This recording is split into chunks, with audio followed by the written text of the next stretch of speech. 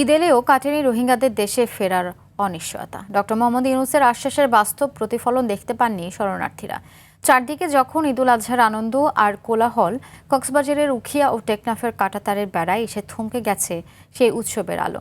আনন্দ আর উদযাপনের বদলে এই জনপদে এখন কেবলই দীর্ঘশ্বাস, অনিশ্চয়তা আর সীমাহীন বঞ্চনার হাহাকার। টেকনাফ সংবাদদাতার পাঠানো তথ্যচিত্রে জানাচ্ছেন লিওন আজাদ।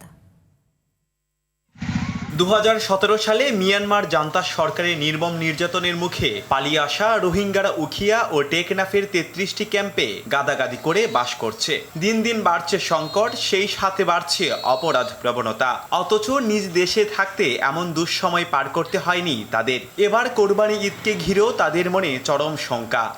বাংলাদেশের প্রথম ইমিউনিটি বুস্টার সমৃদ্ধ ফ্যান্টাস্টিক হ্যাপি এনার্জি বিস্কিট। শরণার্থীরা জানান 2025 সালে রমজান মাসে ক্যাম্প পরিদর্শনকালে অন্তর্বর্তীকালীন সরকারের প্রধান উপদেষ্টা অধ্যাপক ডক্টর মোহাম্মদ ইউনূস তাদের দ্রুত ও মর্যাদাপূর্ণ প্রত্যাবাসনের আশ্বাস দিয়েছিলেন। একই বছরের 14 মার্চ জাতিসংঘের মহাসচিব আন্তোনিও গুতেরেসকে সাক্ষী রেখে স্বদেশে ফেরার ইঙ্গিত দেয়া হলেও 1 বছর পার হয়ে গেছে, কিন্তু সেই আশ্বাসের কোনো দৃশ্যমান প্রতিফলন আজও দেখতে পাননি তারা।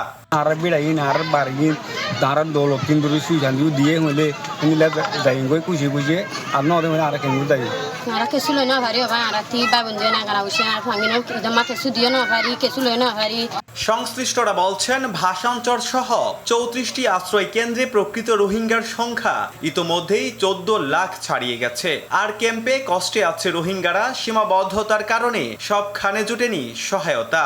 আমাদের টেকনাফ এরিয়াতে এবং আর আসলে আমরা কোনো সহায়তা আসে নাই, বুঝছেন? এত দূরের ক্যাম্প তো এদিকে আসতেছে না, তাদের কষ্ট হয়। বিচ্ছিন্ন হয় কেউ দিচ্ছে কিনা এই এখন আমরা পাই না। এখন উৎসব কেমন যেভাবে দেওয়া হচ্ছে পাচ্ছি না, তবে এরকম পাচ্ছি এভাবে এদিকে 5টা ক্যাম্পে আসছে না এখন।